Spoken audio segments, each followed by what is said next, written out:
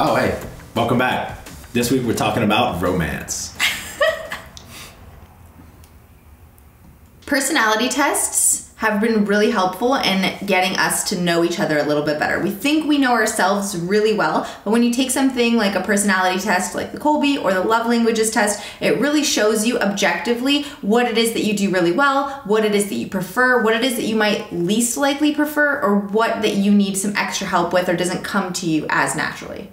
One of those tests that she just mentioned is called the Kolbe A test. And we give this to all of our employees. And what it shows is your conation, or the way that you get things done. And originally we just did it as part of our work to see who fits in what role best and how to communicate with people. Over time, we realized that we can use this information in our relationship as well. To be very specific, one way that we use it is on the Kolbe test. I'm a really high quick start, in that I get things, I start things really quickly, I energize projects, but I have really bad follow through. Adee, on the other hand, has really good follow through and actually is really good at researching things. And so when we're thinking about doing something like planning a trip, I will start to put the pieces in place really quickly and give her some direction, and then she'll follow through on it. That way we're getting things done more efficiently and we're communicating better. And it really helps not to get frustrated with the other person when they're not doing something the way that you expect them to do it, because it might not come as naturally to them. Michael's much lower on the follow-through scale than I am, so when he doesn't finish a project all the way through, it's super easy for me to just be like, why didn't you finish it? You started it. But instead, now I know this about his Kolbe score, so I don't get as frustrated. I know it just takes him a lot more energy to finish a project than it does to get it started. So I know that I'm a lot better at it, so I'll just take over and not get super frustrated. One of the main personality tests that we use comes from the book, The 5 Love Languages. The 5 Love Languages describes how all people like to give and receive love. The 5 languages are quality time, acts of service, words of affirmation, physical touch, and gifts. So we use this in our relationship to communicate with each other better and to show each other love.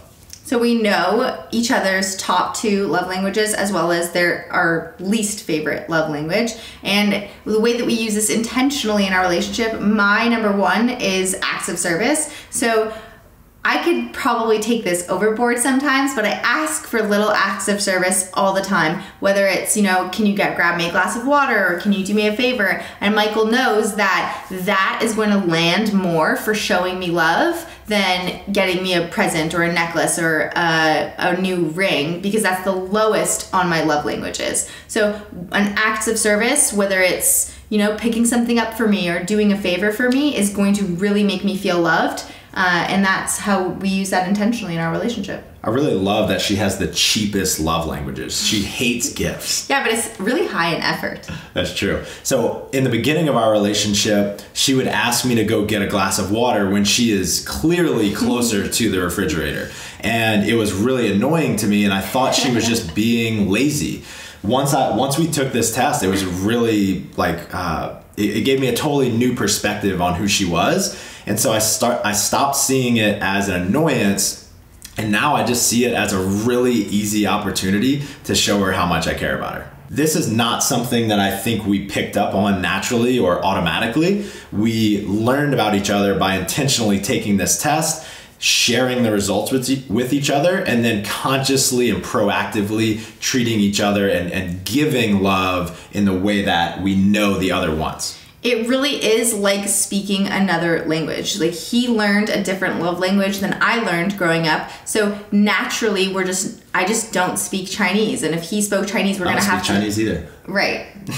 But we would have to put some effort and time into understanding each other's language. So it's definitely not something that came absolutely naturally to us, but more so taking the time and effort to get to know each other and what each other wants.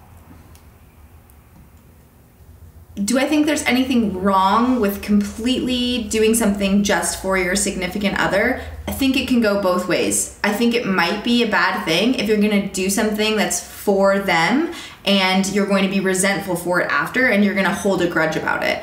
ultimately, if you're doing something for your significant other, it's never just for them. It's never 100% for them. It's also a little bit for you. You're also deepening your relationship. Maybe you're doing something that's going to stop them from nagging you about it later. You're showing them love in a way that they love to receive love. So it depends on the perspective that you're going to take on doing something for them, when really it is also for you.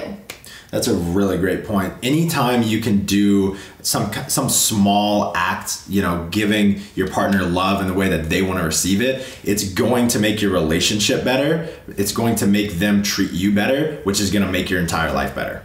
And then on the other side, should you always be doing something for your significant other that you really don't want to do and continue to give and what you feel like is giving and giving and giving and not receiving what you want or not getting the break that you want?